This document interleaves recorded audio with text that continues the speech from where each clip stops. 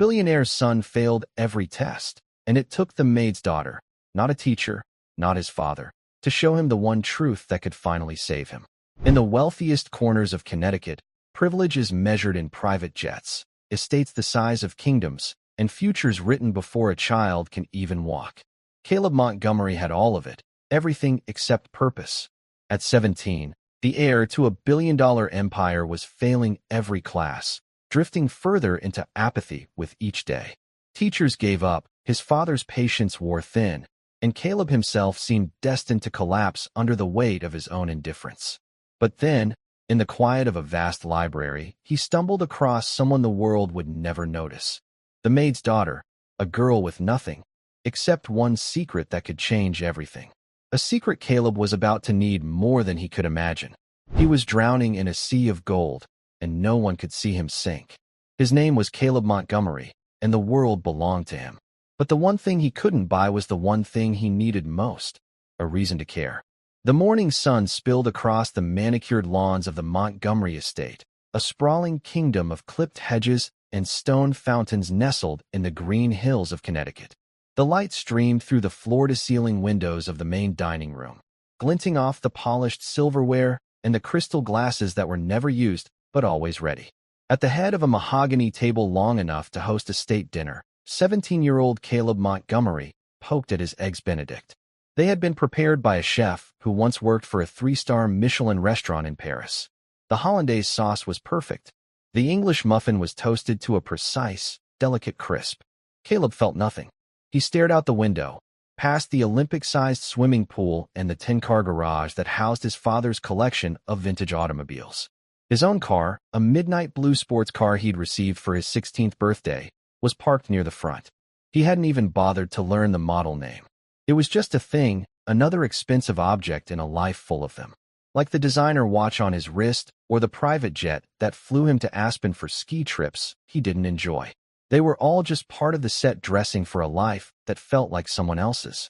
Across the vast expanse of polished wood, his father, Harrison Montgomery, sat with a tablet propped in front of him. Harrison was a man carved from ambition and success. His presence filled the room, cold and immense, like a marble statue. His eyes, a sharp, piercing gray, darted across stock market figures. He hadn't looked up once since sitting down. He didn't need to. He already knew everything he needed to know about his son. The school had called again yesterday.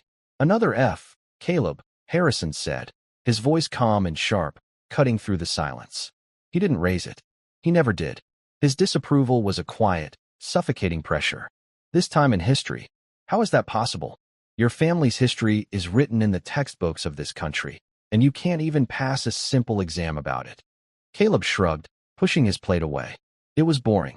Boring, Harrison repeated, the word dripping with disdain. He finally looked up, and his gaze was like being caught in a winter storm. Your great-great-grandfather built a railroad with his bare hands. Your grandfather weathered the Great Depression and built a steel empire from its ashes.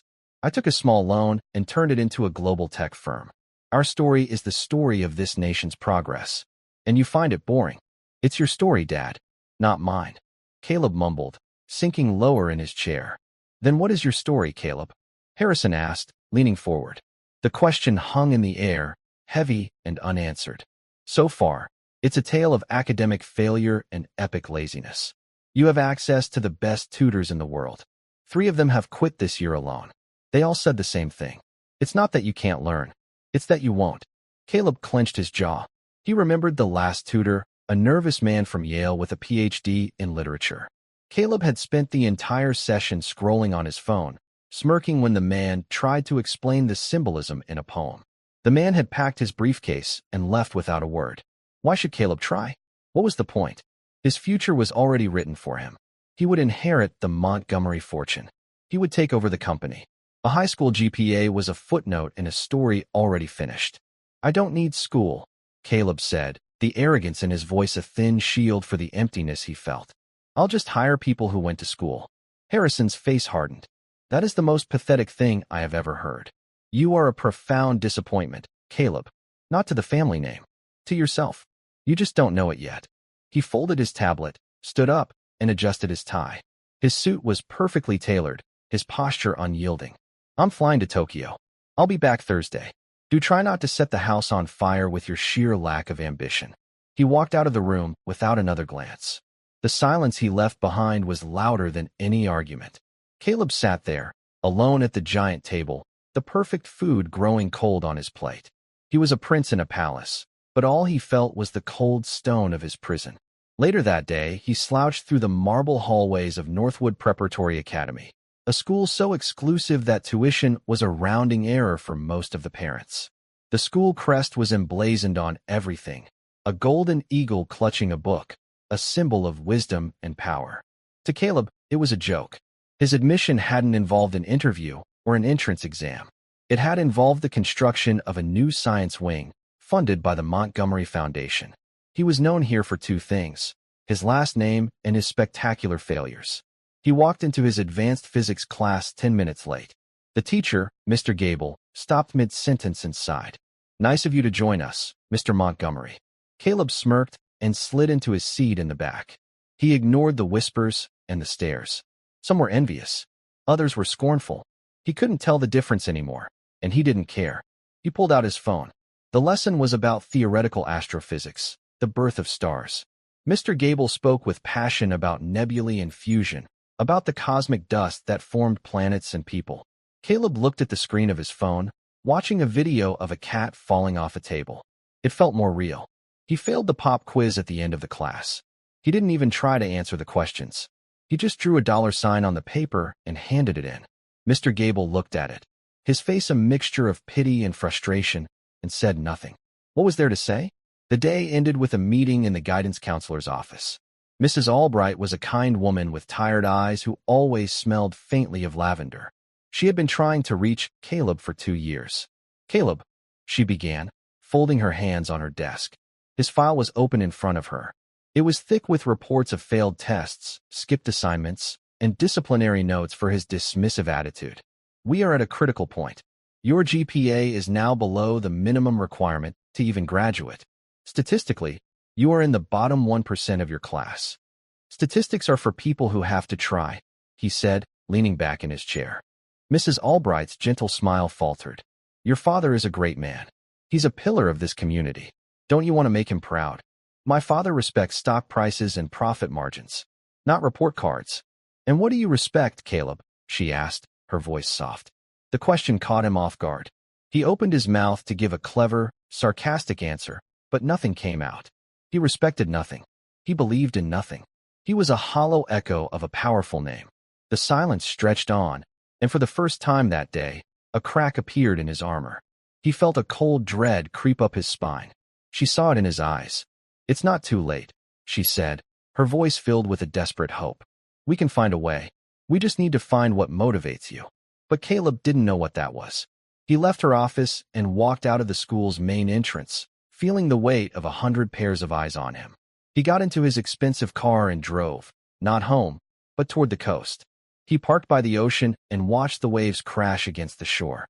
Each wave rose with immense power, only to collapse into foam and disappear. It was the story of his life, full of potential, ending in nothing. Back at the estate that evening, the house was quiet and empty. His father was halfway across the world. The chefs and staff moved like ghosts, their presence felt but rarely seen. Caleb wandered into the grand library, a 2-story room with towering shelves of leather-bound books that no one ever read. He ran his hand along their spines. Shakespeare, Tolstoy, Faulkner. They were just decorations, like the suits of armor in the hallway or the priceless paintings on the walls. He heard a soft humming from the far corner of the room. Tucked away in a small alcove near the fireplace was a young girl. She couldn't have been more than 11 years old, with bright blonde hair pulled back in a simple ponytail. She was sitting on the floor, surrounded by a stack of books. Not the decorative ones from the shelves, but worn paperbacks from the local library. She was meticulously cleaning the baseboards, but her eyes were fixed on an open book propped against a chair leg. Caleb recognized her, vaguely. She was the maid's daughter, Susan's kid. Susan Thompson was a quiet, hard-working woman who had been cleaning the Montgomery mansion for the past year. She often brought her daughter with her after school, telling her to stay put in one room and do her homework quietly. The girl, whose name he didn't know, was always silent and invisible. Until now. He watched her for a moment, unseen. She was completely absorbed. Her brow was furrowed in concentration. He moved closer, curious to see what book could hold an 11-year-old's attention so fiercely. He expected a fantasy novel or a children's story. He craned his neck and read the title. Meditations by Marcus Aurelius. Caleb froze. He had been assigned to read that book in his philosophy class. He'd found it dense and impossible. He'd given up after 2 pages and paid another student to write a summary for him. And here was this little girl, the maid's daughter, reading it like it was the most natural thing in the world. She must have sensed him standing there, because she looked up. Her eyes were a startling, intelligent blue. There was no fear in them, no awe at his presence, just a calm, steady curiosity. "Hello," she said, her voice soft but clear. Caleb felt strangely flustered. "What are you reading?" he asked, even though he already knew. "A book," she replied simply. She held it up. "It's about how to be a good person, even when things are hard." She said it so plainly, without any pretense. He felt a sudden, sharp sting of shame. He, who had everything, complained that life was boring. She, who had so little, was reading a book about finding strength in hardship. "Isn't that a little advanced for you?" he asked, the words sounding condescending even to his own ears. She tilted her head. "The words are just words. The ideas are what matter. And ideas don't have an age limit."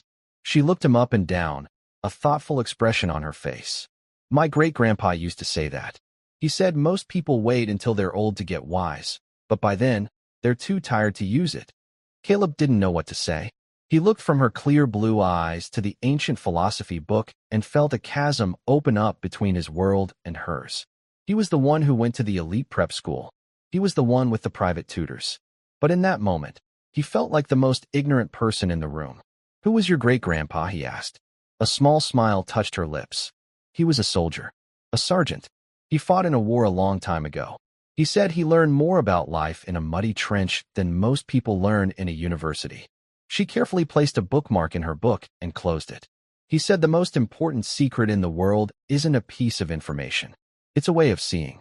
She stood up, picked up her cleaning cloth, and went back to wiping the baseboards. She was humming softly again, leaving Caleb standing there in the middle of the grand library, feeling more lost than ever. A way of seeing. What did that even mean? He was surrounded by priceless art, by stunning views of the ocean, by every beautiful thing money could buy. He saw everything.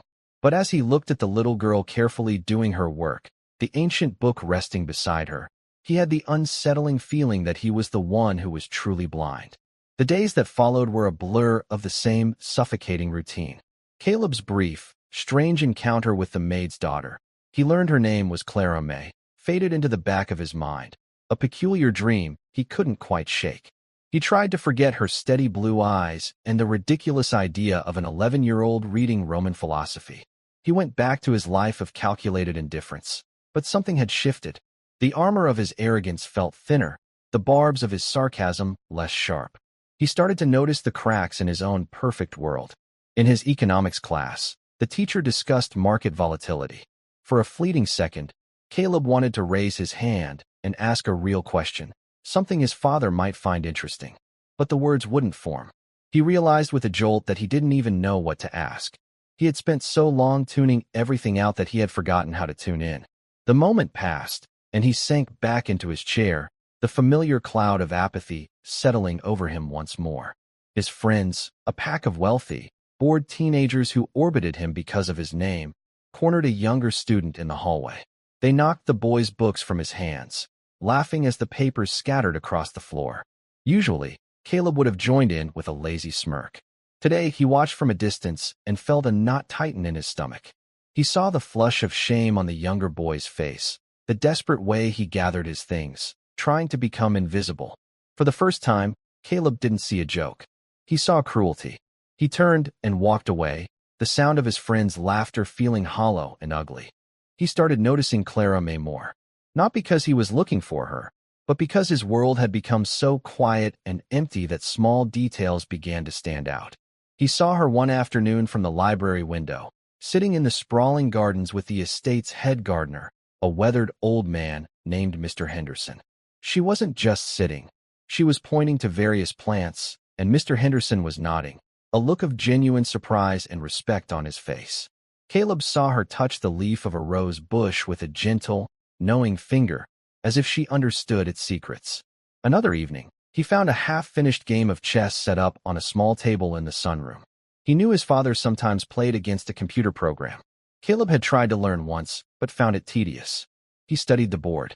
The black pieces were in a seemingly impossible position, cornered and on the verge of defeat. He saw no way out. The next morning, when he passed by the table, he saw that a single black pawn had been moved. The move was so simple, so unexpected, that it completely changed the dynamic of the game. It opened up a brilliant, unforeseen line of attack. He knew, with a certainty that unsettled him, that it had been her. Harrison Montgomery returned from Tokyo on Thursday evening, sweeping into the house like a storm front. He was in a foul mood. The deal had been complicated. He found Caleb in the media room, staring blankly at a movie he wasn't watching. Harrison didn't say hello. He simply dropped a thick manila envelope on the coffee table in front of his son. "From Northwood," Harrison said, his voice dangerously low. "A comprehensive report on your academic standing, your attendance, and your attitude. It seems you've managed to set a new record for underachievement." Caleb didn't look at the envelope. "I told you I don't care about school." "That much is obvious," Harrison snapped. "But you will care about this." He pulled a sleek black phone from his pocket, Caleb's phone, and placed it on the table. Next to it, he dropped Caleb's wallet, thick with credit cards. Finally, he tossed a set of car keys onto the pile. They landed with a metallic clatter that echoed in the silent room. "What's this?" Caleb asked, a sense of dread creeping over him. "This is the end of the line, Caleb. The free ride is over. No more phone, no more unlimited funds, and no more car. They are privileges, and you have proven with spectacular certainty that you have earned none of them." Caleb stared at the pile of his confiscated life. A tremor of panic shot through him. "You can't do that. How am I supposed to get to school? The same way thousands of other students do. The school bus stops at the end of our road at 6:45 a.m. I suggest you don't be late." The bus. Caleb choked out the word. It was unthinkable. A Montgomery taking the school bus? It was social suicide. "Everyone will see me." "Good," Harrison said, his eyes like chips of ice. "Let them see you. Let them see that the name Montgomery is not a shield for failure. Perhaps a dose of public humiliation is the only lesson that will finally get through your thick skull. You want to act like you have nothing? Fine. Now you do." Harrison turned and left, the finality of his decision hanging in the air. Caleb was left staring at the keys to his car, the gateway to his freedom, now utterly useless. He felt like he couldn't breathe. His father hadn't just taken his things, he had taken his identity. Without the car, the money, the status, who was he? He was nobody, just a failing student who had to ride the bus. The next morning was a nightmare. He woke up before dawn, the house dark and silent. He dressed in the plainest clothes he owned and walked the half-mile down the winding private driveway to the main road. The air was cold, and the sky was a grim, unforgiving gray. He stood by the side of the road, hands shoved in his pockets, feeling exposed and ashamed. When the big yellow bus lumbered to a stop, its doors hissing open, he felt 100 pairs of eyes on him. He climbed the steps, avoiding eye contact, and slid into an empty seat at the back. The worn vinyl cracked and cold. The bus smelled of diesel fumes and stale bubblegum. It was the longest 20 minutes of his life. This became his new reality. His friends at school mocked him relentlessly. Kyle Jennings, a boy whose father was a rival of Harrison's, was particularly vicious. "Look, everyone," Kyle shouted across the cafeteria. "Montgomery's finally slumming it with the rest of us. How's the bus ride, Caleb? Did you get your designer suit dirty?" Caleb would just clench his fists and walk away, the angry retort dying on his tongue. What could he say? It was true. He was a joke. Stripped of his phone and his car, his evenings became long, empty stretches of time. He couldn't escape into a screen or drive away from his problems. He was trapped in the huge, silent house with nothing but his own thoughts for company. And it was in this forced silence that he began to truly see Clara May. He found her one afternoon in the kitchen, helping her mother polish the silver. Susan Thompson was a woman of few words, with a tired but kind face. She moved with a quiet efficiency, but Caleb could see the worry etched around her eyes. Her job, her life, was precarious. He watched as Clara May took a tarnished fork and worked on it with a soft cloth. She wasn't just cleaning it. She was studying it. "Why do some spots get darker than others?" she asked her mother softly. "It's just tarnish, honey." From the air, Susan replied, her focus on her own work. "But it's not the same everywhere," Clara May insisted, holding it up to the light. "It's darkest in the little carved parts, because the air gets trapped there longer. It's like a grudge. If you don't clean out the small, hidden places, that's where the bitterness settles." Caleb stood in the doorway, stunned by the simple, profound observation. He had looked at silverware 1,000 times and seen only forks and spoons. She looked at it and saw a lesson about human nature. His desperation finally outweighed his pride. He needed help, and the tutors, the counselors, and his own father had all failed him. This strange, quiet girl with the old soul was his last resort. He found her later that week, back in the library, not reading, but sketching in a small notebook. He walked over, his heart pounding nervously. "Hi," he said. She looked up, her expression calm and unreadable. "Hello, Caleb." He swallowed hard. "That thing you said about your great-grandpa. About a way of seeing. What did you mean?" She closed her sketchbook and looked at him, her blue eyes seeming to peer right through his defenses. "Why do you want to know?" "Because," he struggled for the words. "Because I think I'm blind. I look at everything, and I don't see anything. I listen, and I don't hear. I'm failing everything. Not just school. Everything." The confession came out in a raw, broken whisper. It was the most honest thing he had said in years. Clara May was silent for a long moment, studying his face. Her mother, Susan, who had been dusting nearby, paused and looked over, a worried expression on her face. She started to move toward them, to shoo her daughter away from the troubled rich boy. But Clara May held up a hand, a small, subtle gesture that stopped her mother in her tracks. She turned her full attention back to Caleb. "My great-grandpa, Sergeant Elias Peterson, he was a scout in the war," she said, her voice low and serious. "His job was to go into enemy territory, alone, and see things that no one else could see. Not just to look at a forest, but to see which branches were broken, to see which rocks had been moved, to see the story of what happened there. His life, and the lives of all the men in his company, depended on it." She leaned forward slightly. "He taught me that most people live their whole lives on the surface.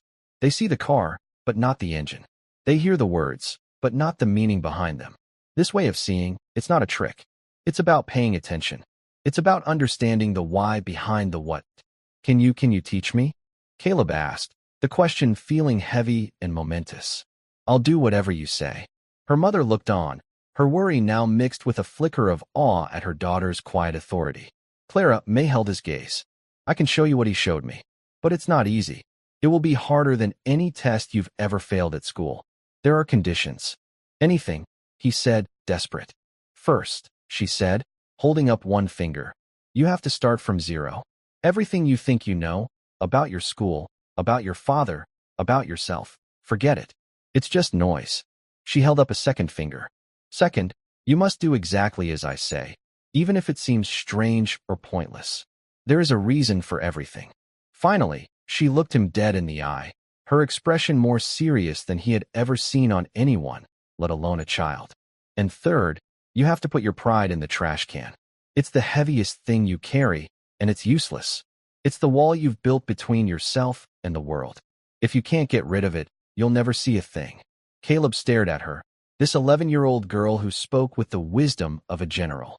He felt a flicker of hope, the first he had felt in a long, long time. It was a terrifying, exhilarating feeling. He took a deep breath.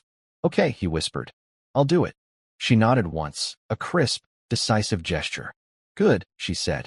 "Your first lesson begins tomorrow. At sunrise. In the garden. Don't be late." The sun was just a faint blush on the eastern horizon when Caleb arrived in the garden the next morning. A cool, damp mist clung to the ground, and the air was still and silent.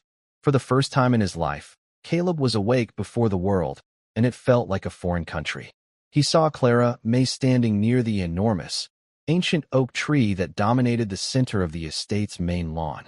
She was wearing simple overalls and holding a small, empty glass jar. She didn't greet him. She just pointed to the ground at the base of the tree. "What do you see?" she asked. Caleb looked down. He saw grass, damp with dew. He saw a few scattered leaves and a patch of dark, rich soil where the roots of the great oak broke through the surface. He felt a surge of irritation. He had dragged himself out of bed at this ridiculous hour for this. "I see grass.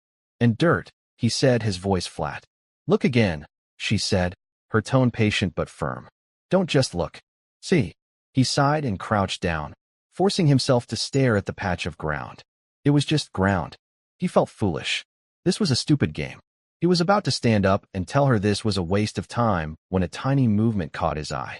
An ant, struggling to carry a breadcrumb that was 3 times its size. He watched it navigate a perilous landscape of pebbles and blades of grass. Then he noticed something else. A small, perfect spiderweb strung between 2 blades of grass, glistening with dew. A work of art that would be gone as soon as the sun rose higher. He saw a tiny, purple wildflower, no bigger than his thumbnail, pushing its way up through a crack in the soil. He had walked past this tree 1,000 times and never noticed any of it. He stayed there for a long time, just looking. He started to see patterns in the way the moss grew on the oak's roots. He saw the intricate network of veins on a fallen leaf. He saw the way the dewdrops acted like tiny magnifying glasses, revealing the texture of the grass beneath them. The patch of ground was not just grass and dirt. It was a world, teeming with struggle, life, and beauty. He finally looked up. Clara May was watching him, a small, knowing smile on her face. "The world is full of secrets," she said softly. "You just have to be quiet enough to hear them, and still enough to see them." This was the beginning of his training. Her lessons were never about books or facts. They were about perception. One day, she took him to the vast kitchen. The head chef, a temperamental Frenchman named Jean-Pierre, was in a frenzy, directing his staff as they prepared for a dinner party Harrison was hosting that evening. The air was a cacophony of clanging pots, sizzling pans, and shouted orders. "Close your eyes," Clara May commanded. Caleb obeyed, feeling out of place and conspicuous. "Okay, now what?" "Just listen," she said. "But don't listen to the noise. Listen to the story. What is the kitchen telling you?" At first, all he heard was chaos. But he forced himself to focus, to separate the sounds. He heard the rhythmic thump-thump-thump of a chef chopping vegetables, the sound steady and practiced. He heard the nervous, high-pitched clatter of a younger kitchen hand dropping a spoon. He heard the confident sizzle of a steak hitting a hot pan and the anxious hiss of a sauce boiling over. He heard Jean-Pierre's voice, sharp and stressed, barking an order, followed by the quiet, respectful "yes, chef" from his team. It wasn't just noise. It was a symphony of pressure, skill, anxiety, and expertise. It was a story about a team working under immense stress to create something perfect. He could almost taste the tension in the air. "They're scared of him," Caleb said, his eyes still closed. "The head chef. They respect him, but they're afraid of making a mistake." "Good," Clara May whispered. "Now what else?" Caleb focused again, listening deeper.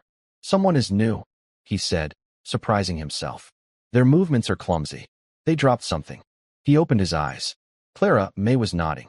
She pointed to a young man in the corner, frantically trying to clean up a small spill, his face flushed with embarrassment.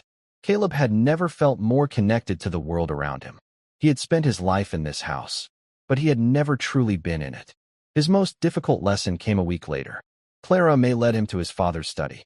It was a room Caleb avoided, a shrine to Harrison Montgomery's success. The walls were lined with awards, photos of him with world leaders, and framed copies of magazine covers bearing his face. It was a room that always made Caleb feel small and inadequate. "Your father called the school yesterday," Clara May said, her voice gentle. "He spoke with your guidance counselor. He wants another report on your progress." Caleb's stomach tightened. "There is no progress. My grades are still terrible. I haven't turned in an assignment in a month." He's going to be furious. "Maybe," she said.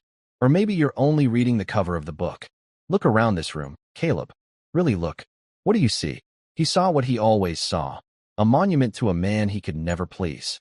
"I see proof that I'm a failure," he muttered. "That's your pride talking," she corrected him calmly. "Your pride is a mirror. It only shows you a reflection of yourself. I want you to look through the window. Look at him." She guided him to a large, framed photograph on the wall. It was a picture of a much younger Harrison Montgomery, standing in front of a dilapidated garage. He was holding a jumble of wires and a circuit board. He looked thin, hungry, and exhausted, but his eyes were blazing with an intensity Caleb had never seen before. There was no tailored suit, no powerful CEO. It was just a young man with a dream. This was his first office, Clara May said softly. My mom said he used to work 18 hours a day. He slept on the floor. He put every dollar he had into this. She then pointed to a smaller, older photo tucked away on a bookshelf. It showed a stern-faced man in overalls standing next to a young boy. The boy was Harrison. He was holding a report card and looking up at his father with a mixture of fear and hope. That was your grandfather, Clara May explained. He was a hard man. He believed that success was the only thing that mattered. He taught your father that love and approval had to be earned. They weren't given for free. Caleb stared at the photos, his heart pounding. He had seen them before, of course, but he had never seen them. He had seen them as chapters in the great Montgomery myth. Now, he saw them as pieces of a person who was once young and scared, a person who was taught that his value was tied to his achievements. He looked around the room again. He saw the awards, not as weapons used to measure his own failures, but as scars from his father's battles. He saw the photos with presidents and kings, not as trophies, but as evidence of a relentless, lonely climb to the top. He wasn't looking at a god in a temple anymore. He was looking at the story of a man, a brilliant, driven, and deeply flawed man who was terrified of failure, because failure meant he was unworthy of love. He doesn't push you because he's disappointed in you, Clara May whispered, as if reading his mind. He pushes you because he's terrified for you. He doesn't know any other way to show you that he cares. The realization hit Caleb with the force of a physical blow. All the anger and resentment he had held for his father began to dissolve, replaced by a painful, aching empathy. His father wasn't a tyrant. He was a prisoner, locked in a cage built by his own father. And he had passed that cage down to Caleb. That evening, Harrison Montgomery came home late, looking tired and stressed. He walked past Caleb in the hallway with barely a nod. The old Caleb would have bristled at the dismissal. The new Caleb saw the deep weariness in his father's eyes and the slight slump in his shoulders. He took a deep breath, his heart hammering in his chest. Dad. Harrison stopped and turned, his expression impatient. What is it, Caleb? I have a dozen calls to make. I saw that old photo of you. In the garage, Caleb said, his voice unsteady. It must have been hard, starting with nothing like that. Harrison was taken aback. He stared at his son, suspicion in his eyes. He was waiting for the sarcastic punchline, the request for money. But it never came. He just saw genuine curiosity on his son's face. A strange, unreadable expression crossed Harrison's face.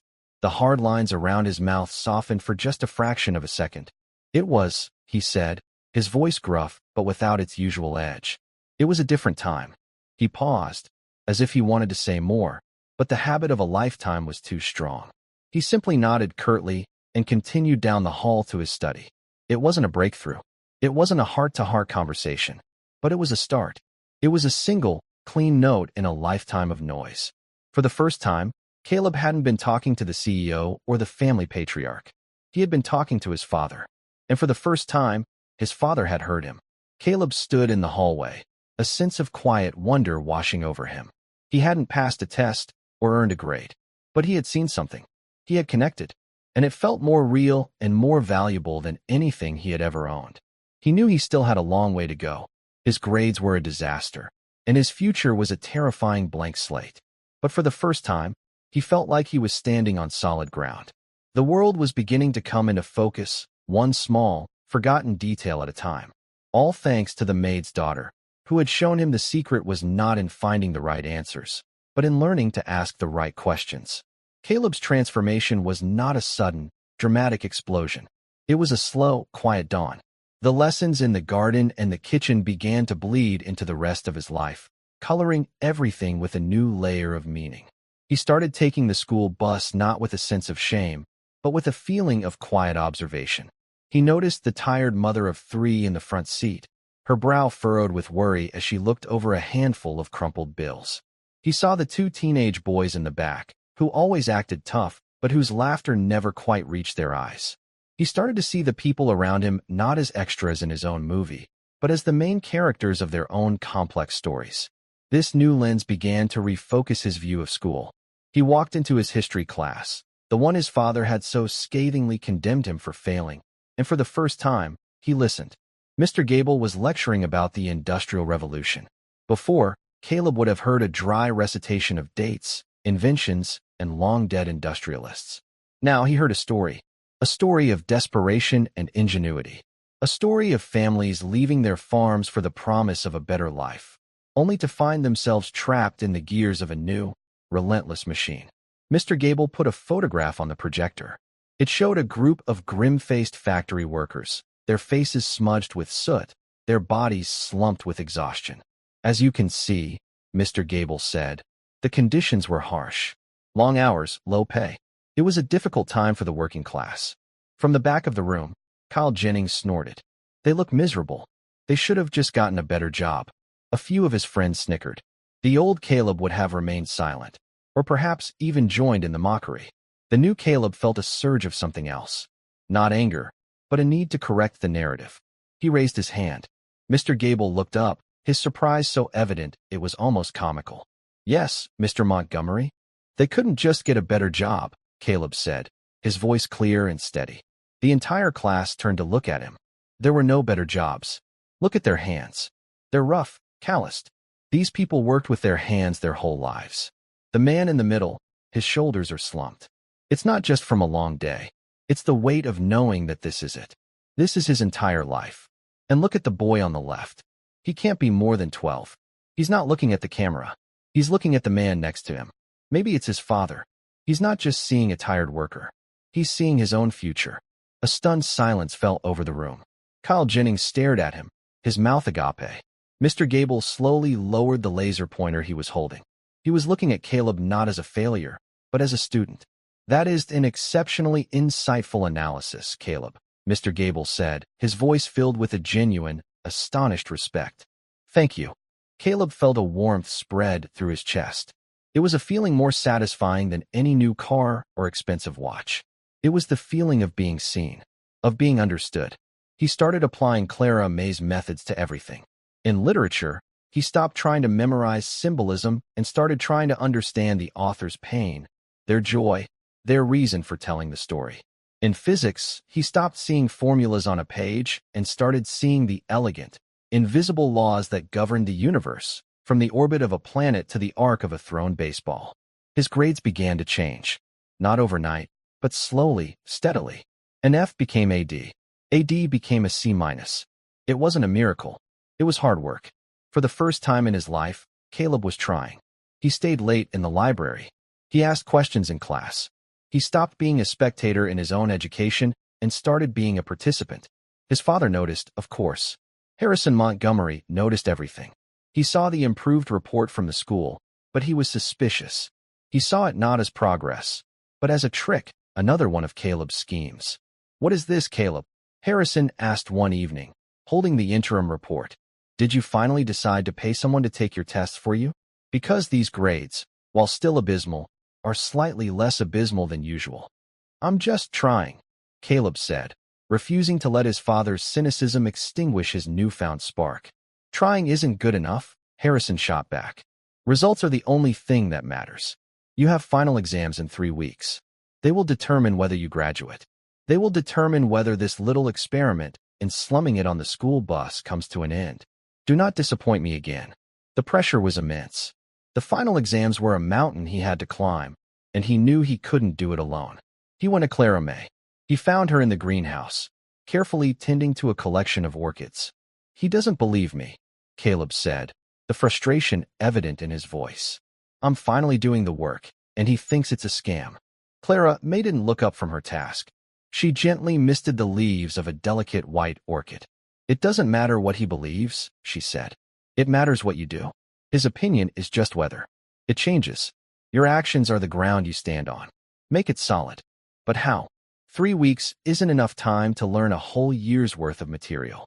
You don't need to learn it, she said, finally turning to look at him. You already know it. The information is in the books. It's in your notes. What you need to learn is how to connect it. History, science, literature, they're not separate islands. They're all part of the same continent. You just need to find the bridges. Her idea of studying was unlike anything he had ever done. They didn't use flashcards or practice tests. Instead, she had him create a map. A giant, sprawling mind map on a whiteboard in the unused ballroom of the mansion. They started with a single event, the construction of the Transcontinental Railroad. His great-great-grandfather's legacy. Your history book says it was built between 1863 and 1869, she said. That's a fact. It's boring. It's dead. Let's make it alive. Why was it built then? Caleb thought for a moment. The Civil War was happening. The government wanted to connect the country, to make sure the West stayed with the Union. Good, she nodded. That's the political bridge. Now what about the science? How did they build it? Steel. Caleb answered, the pieces starting to click together. The Bessemer process was a new invention. It made steel cheap and strong. They needed it for the rails. And dynamite, for blasting through the mountains.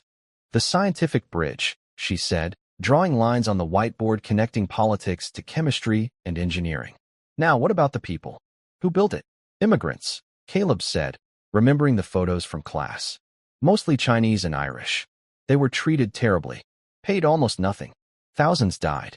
The social bridge, Clara May said, her voice soft. And what stories came from that?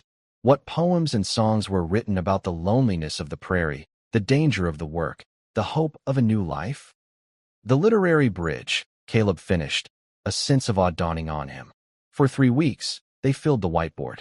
Every event, every formula, every character in a novel was a dot on the map. And they connected them.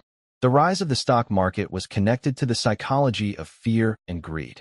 The structure of a Shakespearean sonnet was connected to the mathematical beauty of the golden ratio.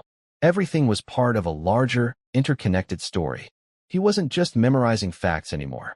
He was understanding the world.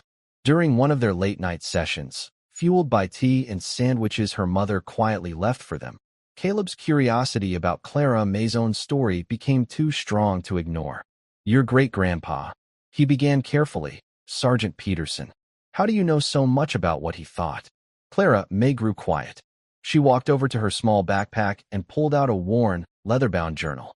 The corners were frayed, and the pages were yellowed with age. She opened it and handed it to Caleb. The handwriting inside was small and precise, the ink faded but still legible. It was filled with sketches of plants, maps of terrain, and detailed observations. But it wasn't a soldier's logbook. It was a philosopher's journal. One entry read, "Saw a spider's web this morning. The wind tore a hole in it." The spider did not complain. It did not mourn. It simply began to rebuild. Nature does not understand pride. It only understands purpose. Another entry read, "The captain tells us to hate the enemy, to see him as a monster. But when I look through my binoculars, I see a boy no older than my own son, cleaning his rifle. He is probably just as scared as I am. The most dangerous weapon in any war is not a gun. It is the story we tell ourselves about the other side." Caleb looked up from the journal, his throat tight with emotion. He wrote this? In the middle of a war? Clara May nodded. He believed that the only way to survive the ugliness of the world was to search for its hidden beauty. The only way to fight hatred was to search for understanding. He didn't fight for a flag or a country. He fought for the idea that even in the darkest of places, there was a better way to see. She revealed then that her great-grandfather had been awarded the Medal of Honor, not for a single act of bravery, but for his uncanny ability to anticipate the enemy's moves, to see patterns no one else did, saving his company from ambush on 3 separate occasions. He wasn't a hero because he was a great soldier. He was a hero because he was a great thinker. After the war, he had refused all accolades and lived a quiet life, pouring all his wisdom and his unique way of seeing the world into his great-granddaughter. He said the world was broken, Clara May said, her voice barely a whisper. And the only way to fix it was to raise a generation of people who knew how to see. Not just to look at the broken pieces, but to see how they could fit back together again. Caleb finally understood. Clara May wasn't just a bright little girl. She was a legacy. She was the keeper of a sacred trust, a secret passed down from a war-torn trench. A secret she was now sharing with him. The day of his first final exam arrived. It was history. He walked into the classroom and sat down, his heart calm. He wasn't scared. He looked at the exam paper, at the essay question that would have terrified him a month ago, discussed the primary economic, social, and political factors that led to the Great Depression. He picked up his pen. He didn't just write about the stock market crash of 1929. He wrote about the fragile psychology of a nation built on credit. He wrote about the Dust Bowl, connecting meteorological events to the mass migration of desperate families. He wrote about the songs of Woody Guthrie, the photographs of Dorothea Lange, the literature of John Steinbeck. He didn't just answer the question. He told the story. He was the last one to finish. He handed his paper to Mr. Gable, who looked at him with a curious, hopeful expression. Caleb walked out of the room, not knowing if he had passed or failed. But for the first time, it didn't matter. He hadn't done it for his father. He hadn't done it for the great. He had done it for himself. He had taken the broken pieces of the past, and he had made them whole. And he knew, with a quiet certainty, that nothing in his life would ever be the same.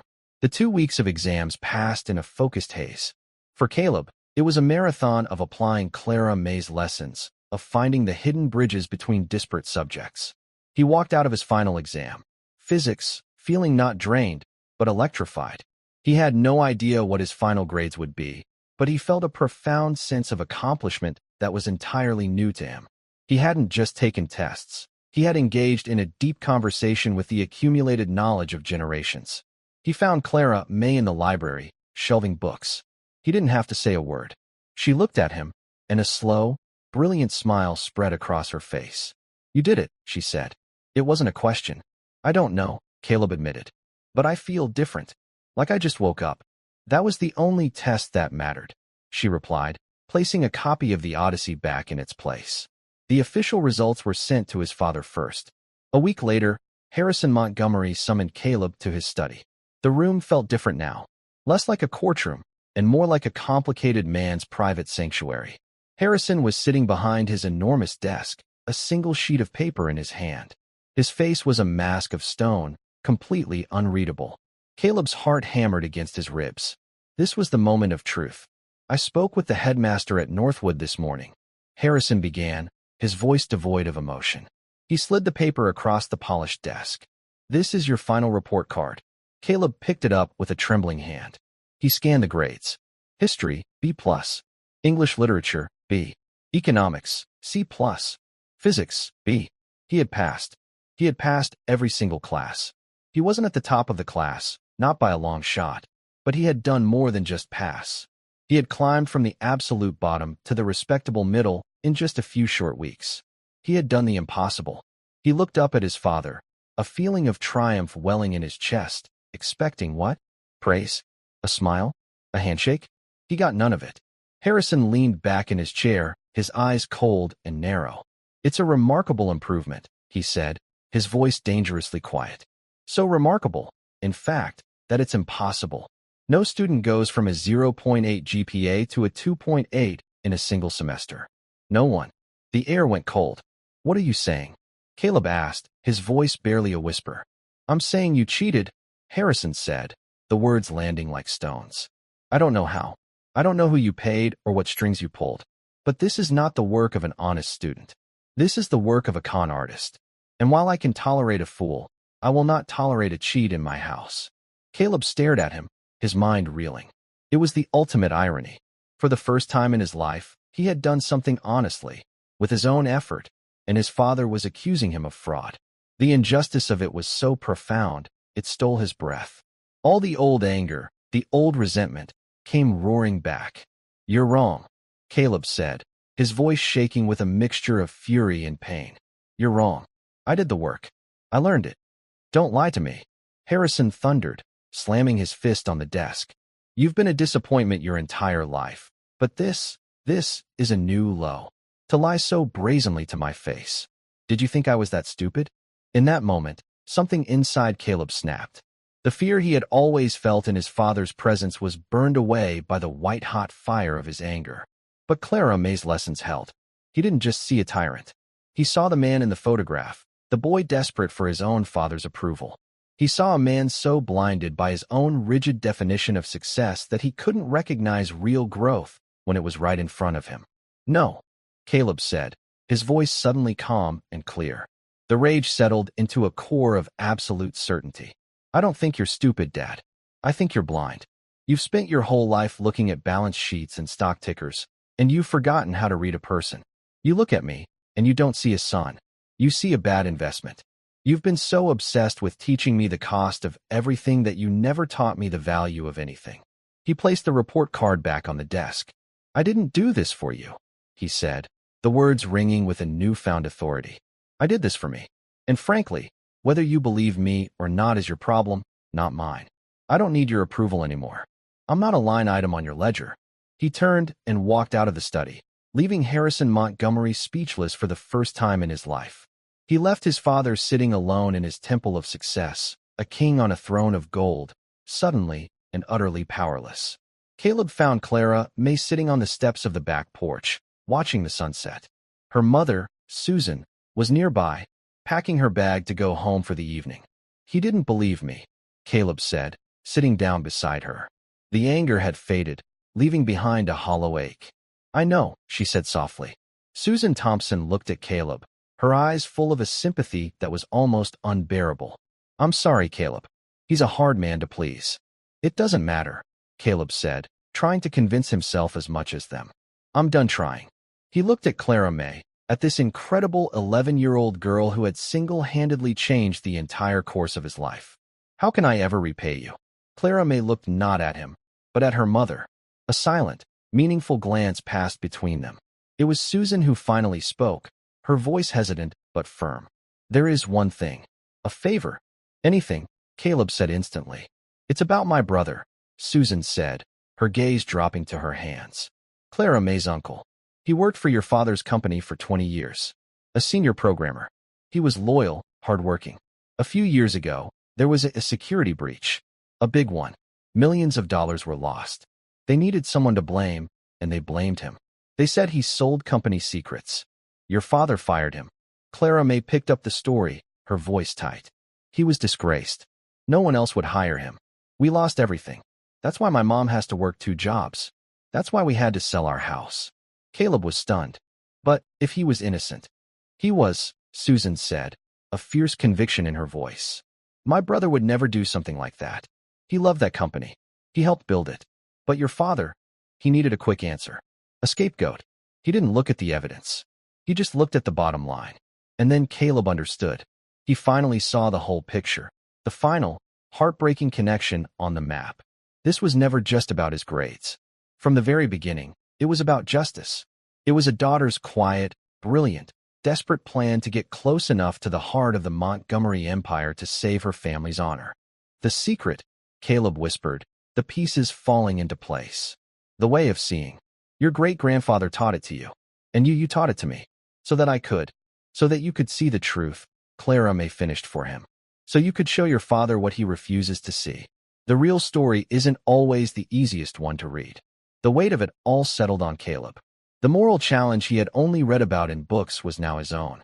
His loyalty to his father versus his debt to the girl who had saved him. But it wasn't even a choice. He knew what he had to do. He spent the next 2 days locked in the library, not with textbooks, but with old company reports, archived network logs, and financial statements he accessed using his father's login, which he had memorized years ago. He applied Clara May's methods. He didn't look for a single piece of evidence. He looked for the story.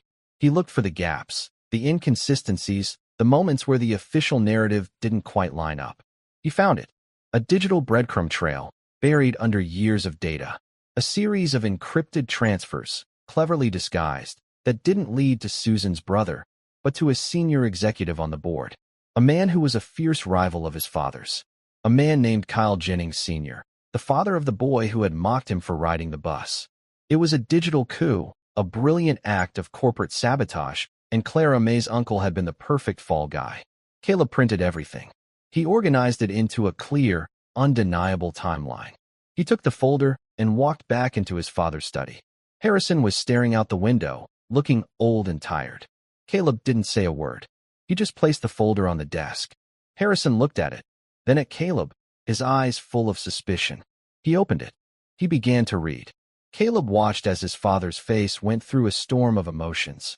Confusion, then irritation, then dawning comprehension, and finally, a deep, soul-shaking shock. The mask of the powerful CEO fell away, revealing the face of a man who had made a terrible, terrible mistake. He had ruined an innocent man's life, not out of malice, but out of pride and expediency, out of a willful blindness. He looked up at Caleb. The arrogance was gone. The anger was gone. All that was left was a raw, painful vulnerability. You found this, Harrison stammered. How? I learned how to see, Caleb said simply. A long silence filled the room. Then, for the first time Caleb could remember, he saw tears well up in his father's eyes. What have I done? Harrison whispered. It was the beginning of a long road. Clara May's uncle was publicly exonerated, his name cleared. Harrison Montgomery offered him his job back, with a promotion and a generous settlement that restored his family's security. But more than that, Harrison offered him a quiet, heartfelt apology, man to man. It was an act of humility that reshaped the entire Montgomery legacy. Caleb did not return to Northwood. He chose instead to attend the local public high school, where he graduated with honors a year later. He and his father began to talk. Really talk. They didn't always agree, but they listened. They were not just a CEO and an heir anymore. They were a father and a son, rebuilding a broken bridge, piece by painful piece. One evening, Caleb found Clara May in the garden, reading by the light of the rising moon. My uncle wants to thank you, she said. He said you gave his name back to him. You're the one who did that, Caleb said. You're the one who taught me. Why me, Clara May? Out of everyone, why did you choose me? She closed her book and looked up at him, her startlingly wise blue eyes reflecting the moonlight. My great-grandpa told me something else, she said. He said you can't fix a broken world by fighting the people who broke it. You have to teach their children how to see. Because they're the only ones who can convince the kings that their castles are built on sand. Caleb looked out at the sprawling estate, at the perfectly manicured lawns and the glittering lights of the mansion. It was a kingdom built on wealth and power.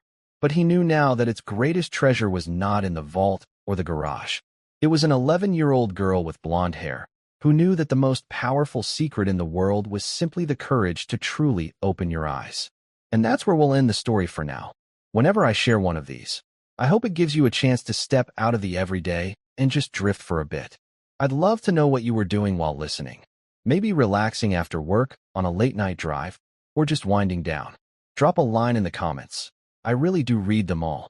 And if you want to make sure we cross paths again, hitting like and subscribing makes a huge difference. Thanks for spending this time with me.